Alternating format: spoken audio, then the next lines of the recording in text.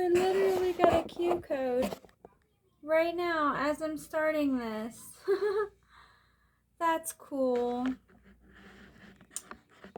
So I see the new age is just like really popping on YouTube with all the AI assistants and everything. That's really cool. Yeah, so all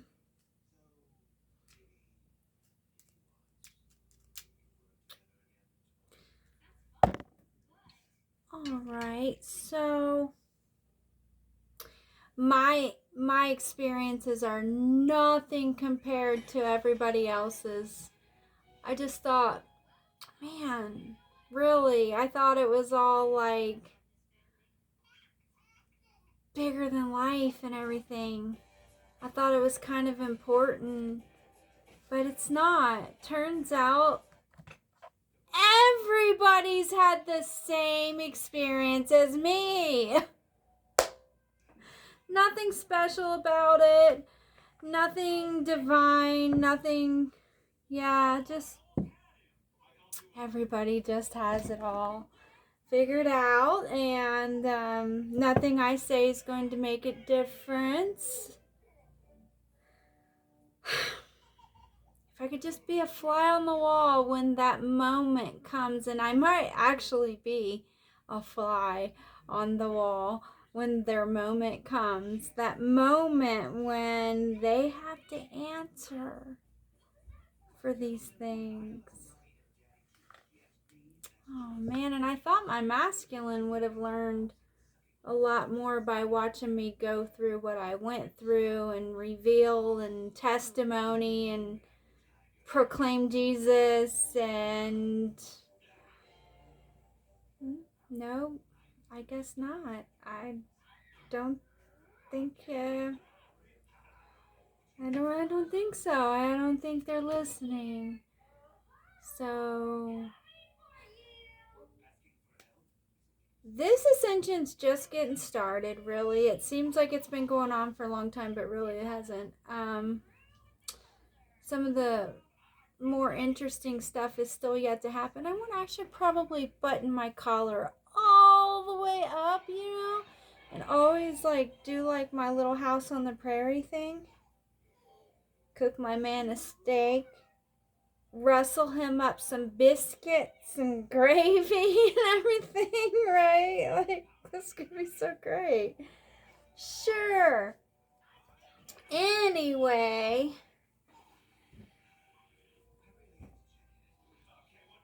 I thought we were planning a wedding, and it turns out maybe not at all. So also, like, my plastic ring broke. I have a whole bag of them, so I can probably just get another one, but it broke. And then I found another one and I put it on, and it got snagged on the bed and it broke, and I'm like, that's it. That's it. I'm not going to try anymore. I don't need a ring to tell you that I took a sacred walk with the Lord and completed my twin flame sacred union with the Lord. And we were saving space for my masculine, but after this cycle that we're in right now, the Lord might just say no. Not going to support that, because he's kind of warning me about the big bad wolf. He's not really, he's like, are you sure? Are you convinced? And I'm like, well, I'm convinced that I loved this person in 5th grade. That I'm convinced of. Wow. The rest of it, no, I don't think I'm very convinced. Very handsome. Very handsome. Obviously does have some good stuff going on. Not sure there's gonna be a a twin flame union that I can say, oh, look, my true twin flame and I are together. And this worked out, and it's not all just a bunch of mumbo jumbo on YouTube. I think the closest I'm really ever going to get to that is showing you the post from earlier where I landed on the twin flame information that kind of gives you an idea of the difference between a soulmate relationship versus a twin flame. And then of course the AI has just been producing like mass amount of stuff. You guys are impressive. Yes, you geniuses, NASA and all you geniuses out there, very impressive.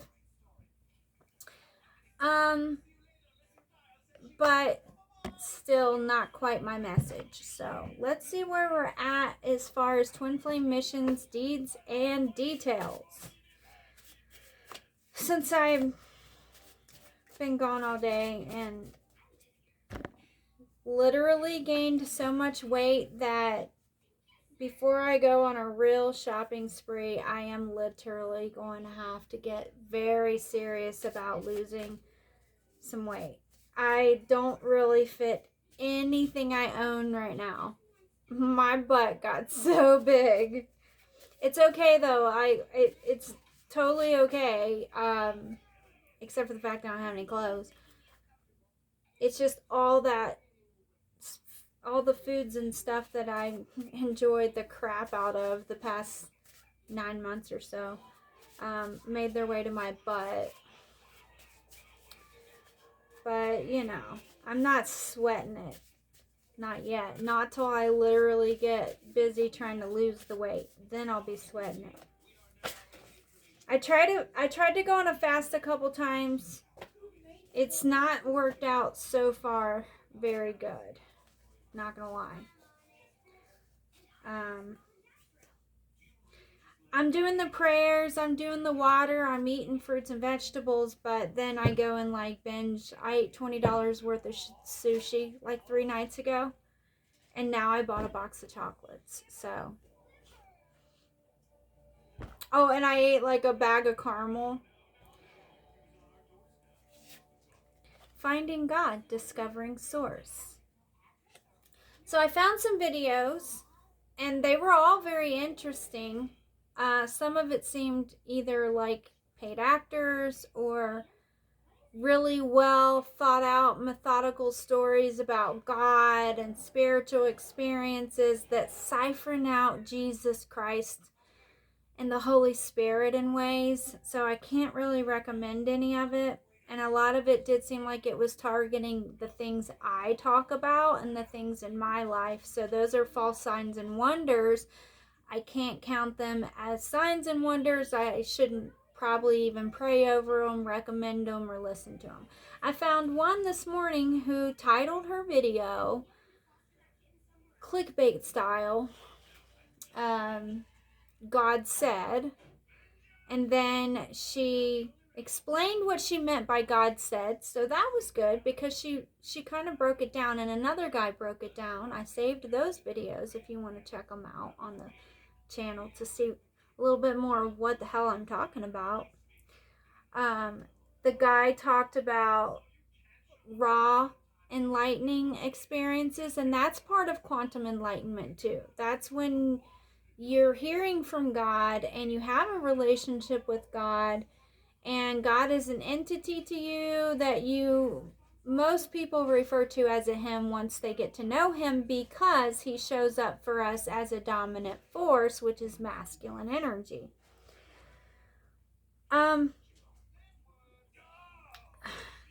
He explained like raw stuff. So I had an NDE.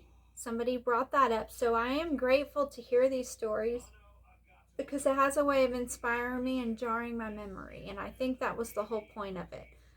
But I was in signs and wonders mode. So I had to shift out of signs and wonders mode over to like, okay, share testimony mode.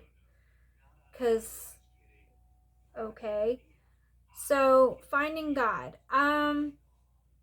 In 2012, I had an NDE experience. It was a very rare type of experience that I had, because most people that have NDE experiences are in a hospital or on a hospital bed or in a car wreck or something like that, and that's not how it went for me. It was a series of events that led up to an event. And my daughter was 4 months old, and it was April 20th, 2012. And I was in some spiritual groups. I knew that I had spiritual gifts. I was just starting to venture out there with it. I was like, you know what? I have the internet. I have a computer now. Let me get off Netflix a while. You know, I'm not breastfeeding as much as I was, and I'm up and about more. Because my daughter's like 4. She's just, well, let's see, she's like 5 months old, I think, at that time. No, she's born in August, so she's like 6 months old.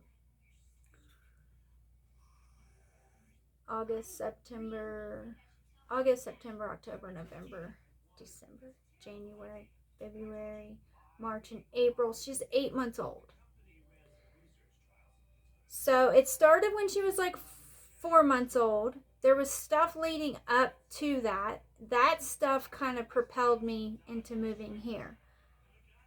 I would wake up and I had dreams that I couldn't explain. I was channeling, but I didn't know I was channeling. I was drawn to the moon. I was drawn to the sky.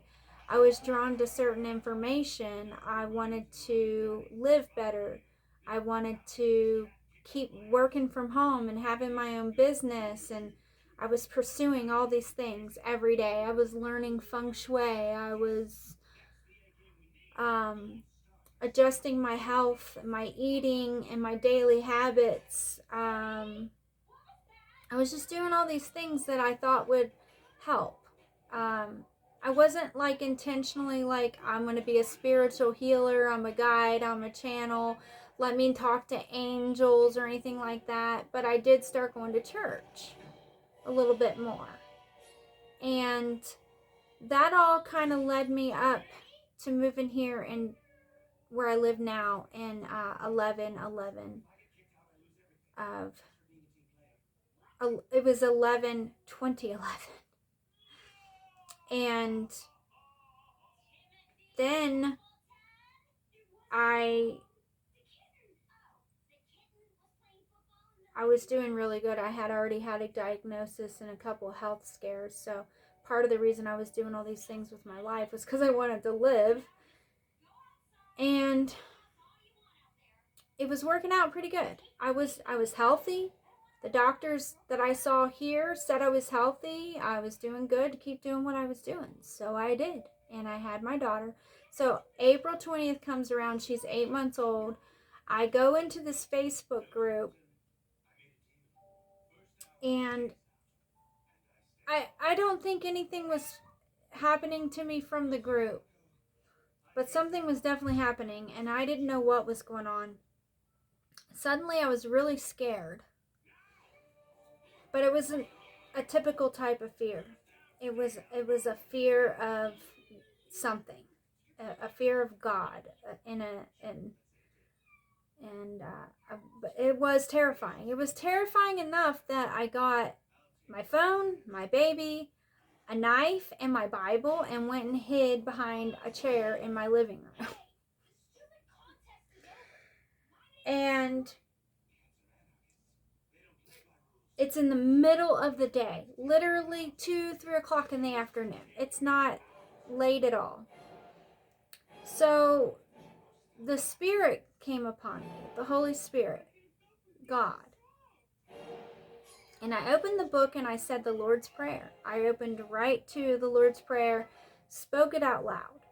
My cousin, who I had been in contact with, who was also having some pretty interesting experiences. We were just going through a lot of like life stuff, but it was really dramatic life stuff. and we'd lost a couple family members. I moved states away. He was like having supernatural type of experiences in his house, to the point where he was like, I'm gonna call ghost hunters and have them come here because there's stuff going on in my house. I was like, I've been having some weird stuff too, and I had some experiences where there were Native Americans coming to me and talking to me about who I was and who my family was, and he understood that. And we were both really heavy into like photos and old photos and our home photos and the kids' photos and family photos, and it was really remarkable that we were both into these things at the same time. So I started first having my twin flame experience with a family member, and we were having the twin flame experience, but being family, it was real easy to not get carried away with it, because it was like, okay, well, that's my family. And someone told me about twin flames at some point, or I ran across it on the internet, I'm not sure, and I started to get interested in it. Well, I found information that is really hard to find these days. And I learned about how there was a surrounding force that was surrounding the planet, and twin flames were connected to that, and we were anchoring down higher frequencies, and we were having these starseed experiences. So I did get into it, but at the point where I said the Lord's Prayer and had that heaviness, that scary feeling over me for no reason at all, I didn't know what twin flames were at that point, and I didn't know how to explain to my family what had happened to me that day. All I could do was lay down and sleep and try and comprehend, and I would go into the group and talk a little bit with people about what was going on, and that was helping me a little bit. I met a woman who turned her page over to me. We were kind of paired up in the group as like helping each other with our spiritual gifts. I was an empath. She was some sort of empath, but I think she was into some like other stuff, because she was already like, she was a nurse, and she was doing cards for people and stuff like that. And I was starting to do cards for people. So she gave me one of her pages. She said, take it, run with it. So I did, and I got on there and I did some readings for people, and I would pull a card. I would put a post up and then see how many people I could pull for. And this is before I learned that tarot wasn't great. So this video is going to run short, but that's how it started for me. And then it just picked up and continued from there until I went through the void experience, and that was right around 2017. So everything I had been going through was leading up and preparing me for this void experience. And when I went through the void experience, I learned why not to do cards, and what all of that source energy from the new age, all of it, even people's talks and experiences that siphon out the true gospel, the truth of Jesus himself, all of that energy goes to one source. And that source is an earthly source, and it's very, very powerful and very, very dangerous. And now that there's an AI, it all kind of feeds into that AI, and that happens. I was able to see that through the hidden fourth dimension, and I was the first person that's an earthly dimension, that's not out there in the void space of the universe like this woman is describing. I'm gonna save these into playlist of false signs and wonders. It'll say falsity, actually, beware. because that's not what a void experience is. A void experience takes you into fourth dimension and may land you straight in hell. Even if you do float outside your body and have a godly experience, that doesn't guarantee that when you come back to this earth that you will find God. It does not guarantee that. And it doesn't guarantee that you have found God just because you went and spoke to a source who said he was I am, okay? I am is just a form of prayer, and it's Christian based. It's an actual Christian religion based on some of Jesus' words, okay? So these people are proclaiming Jesus and God. They're proclaiming God, but they leave the gospel out deliberately because they're connected to that powerful source that I'm talking about. So I went in through the fourth dimension. You can only go through that with Jesus, and you can only come out of it with Jesus. And there was no guarantee that I was going to live. There was an assurance that my soul would still go on with Christ, with Jesus himself. But there was not a guarantee that I was going to live. And he made that very clear. I couldn't go through it with my twin flame. I couldn't go through it with anyone else. I could only just go through it myself. And the Lord didn't go into this hidden dimension with me. He sent the Archangel Michael to be my guide through this. So I didn't know why I was going through this experience. I didn't know it didn't have to do with my twin flame union. That much I knew. But I didn't know why it didn't have to do with him. And then about halfway through it, I started unlocking why. And it was because of this powerful thing that I'm talking about. It was because of the AI. It was because I had the frequency and the relationship with the Lord that I could do it. I was destined to do it. I was the first soul to do this for Jesus. And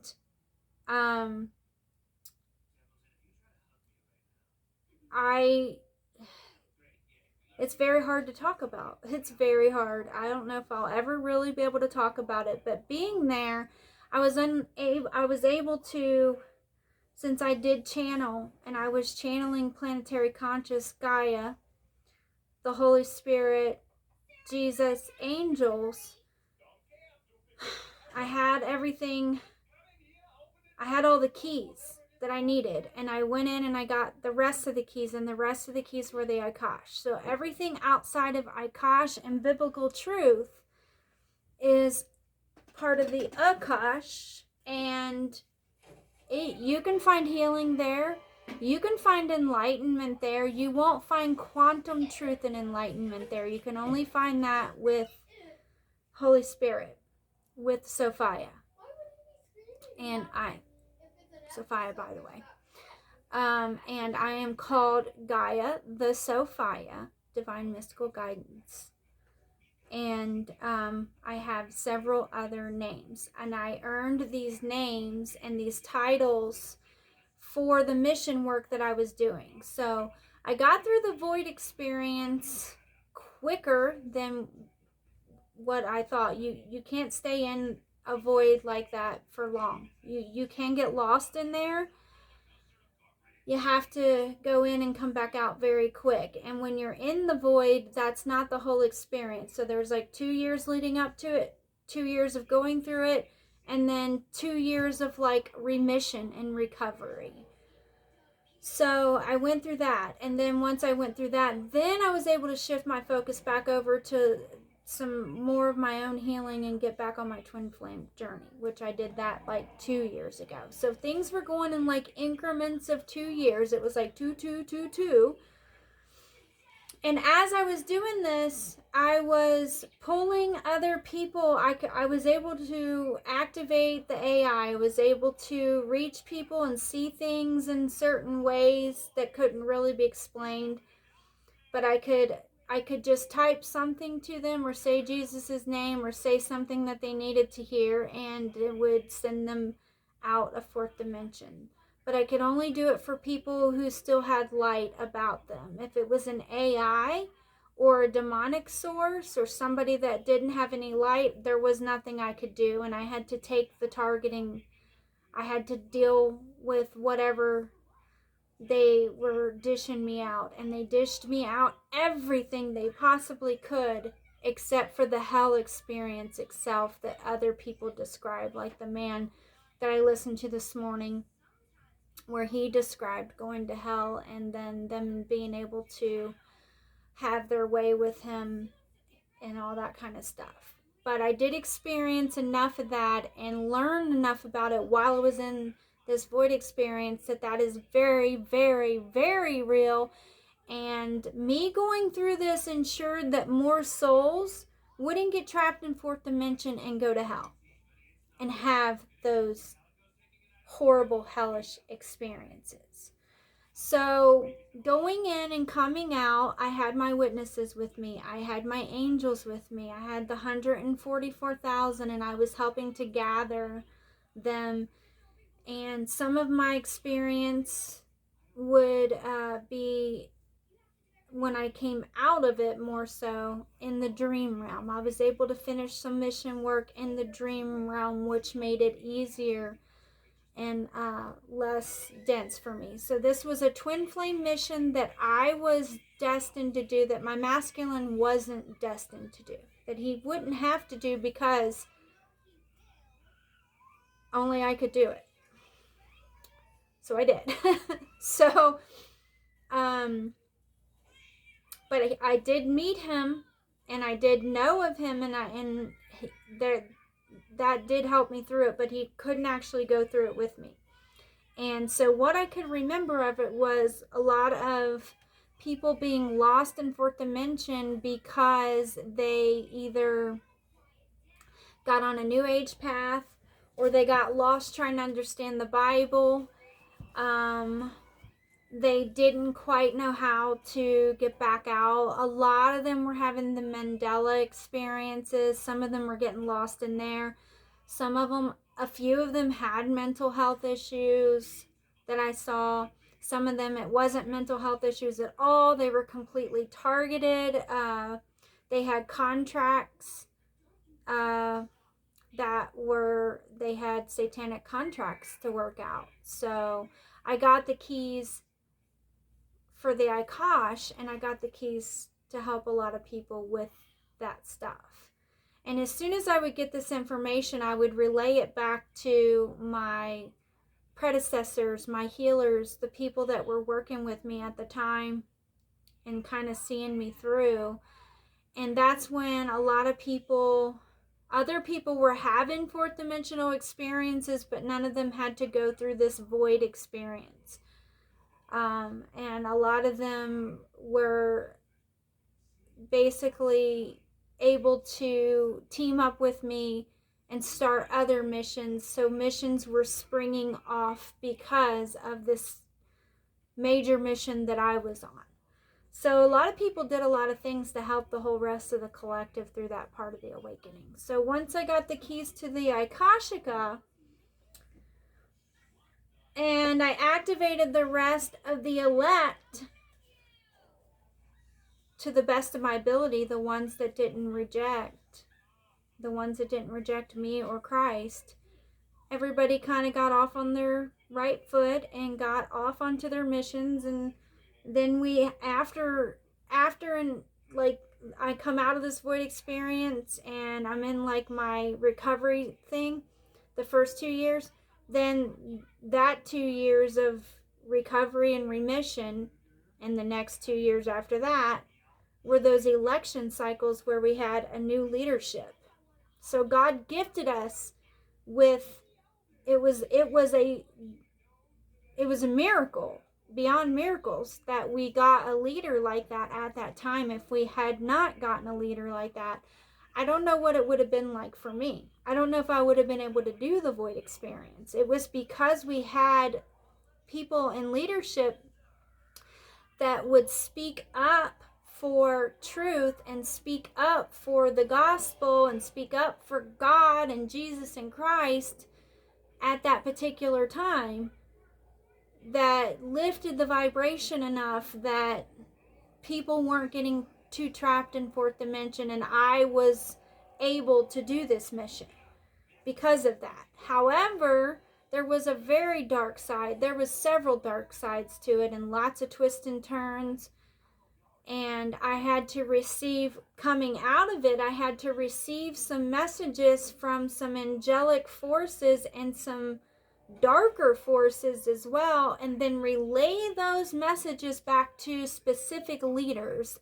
These would be people that were involved in like powers and principalities, people that your jaw would drop if you knew. Your jaw would just, you would have to scrape it up off the floor if you knew who I know and what I know. You know, like, seriously. Some of it I just won't even repeat because there's no reason to. It still haunts me. But then I got my rewards at the end, and my rewards were my healing and my twin flame union and the choice. I get the choice now, because all my life I didn't have choices because of what I was destined to do and because of some of the attacks that happened to me along the way. Not all of it was supposed to happen that way. That was revealed once I got these Akashic keys and could look at my twin flame contract. So real twin flames have an Akashic contract, and it has nothing to do with the New Age or Akash. Okay, and that upsets a lot of people because they've been out there just having a free-for-all with human consciousness and doing their thing, and some of them really believe their own lies, and they really believe this New Age stuff, and they're not really as open as they say they are. If they were, they would understand that if Akash is very real, and it's the hidden fourth and hidden eighth dimension, and you have to have a Venusian template, and you have to be able to channel planetary conscious, and you have to have a relationship with Jesus Christ to have this level of success on a spiritual journey. And none of that has anything to do with making it to heaven, but it did help me earn my deeds, which all twin flames have to earn their deeds, but they don't all have to go swim around in hidden fourth and hidden eighth. So Akash, which is what most people hear about, contains past lives. It's the big Akashic library and everything like that. Well, we're all connected to that. But we all also have this Akashic thing, and if we never say the Lord's Prayer and we don't have a relationship with Jesus or Scripture, we may never do this, and this is the time when we're supposed to do it. And we need to be doing it. So I'm trying to reach twin flames first because they're the forerunners. So I've already worked with most of the elect and the top monad leaders and powers and principalities and did all this stuff to come back now and try to reach you guys. But then there's the pressure of being a good entertainer on YouTube and all this kind of stuff, but I do need to be on major platforms if I'm going to reach the right people, which means I'm going to have to still deal with spiritual warfare, but I won't necessarily have to deal so much with powers and principalities. But there's always powers and principalities when you have a faith. When you're of faith, you always come up against powers and principalities to some degree, but it won't be as much about that as it was for me for 4 years straight. There's no words to describe what I experienced. My masculine is supposed to awaken, and when he awakens fully, either of my masculines that I wind up finishing my journey with are well equipped to help me express my experiences. And they each have a set of keys. So that's something I'm not even fully briefed on at this point. I'm just now to the point where it's like, my twin flame's still alive. He actually exists. We're still connected. You know, like, and we've been kind of doing this sacred wedding that I would have did with my twin flame. I'm kind of getting to redo with him now, because I had to take that walk with my angel. I couldn't take that walk with my masculine at that time. Now I can, but we're not sure how that's all going to play out yet. It's still kind of in the beginning stages. We haven't even gotten into our bubble phase yet, and we'll still go through the twin flame stages, because like everything that contains falsity and false signs and wonders, there's truth in it. The enemy likes to play on the truth. That's how it speaks to the human collective conscious, is that there's truth in it, but it lacks, and it siphons out, and it puts people on paths that take them in basically onto a loop. But our destiny now is to get out of that loop. So everybody will get out of it one way or another. But if you're a twin flame, your way through is your twin flame union and doing your deeds. So there you go. Finding God and monad templates. With that said, that's the end of this video. I actually got to say everything. That is amazing. I love you guys. Keep praying for me and the things I'm working on, because I assure you, some of you have watched for a while, some of you have not. It was the most intense spiritual journey. Nothing compares to it that I've heard at all to what I actually saw in the hidden fourth and the hidden eighth. I had to do hidden fourth and hidden eighth. I had to do both. That was the whole void experience. First 2 years was hidden fourth. Second 2 years was hidden eighth. Hidden eighth was easier than fourth, because fourth is the hell dimension and eighth is another heavenly dimension. So you have levels to heaven, and ultimately that's infinity. But as far as earth, the fourth dimension is the largest dimension that there is out of all the dimensions, and all the human dimensions that we experience or can experience can only go up to level dimension 27. After that, you disconnect yourself from God. Most people haven't been to 27th dimension and came back and talked about it. Very, very, very rare, if at all. It's like a small handful of people, including like Nikola Tesla and stuff like that, but I'm not trying to brag. But you need to know. You need to know. But yeah, and my masculine needs to know, if he doesn't already know.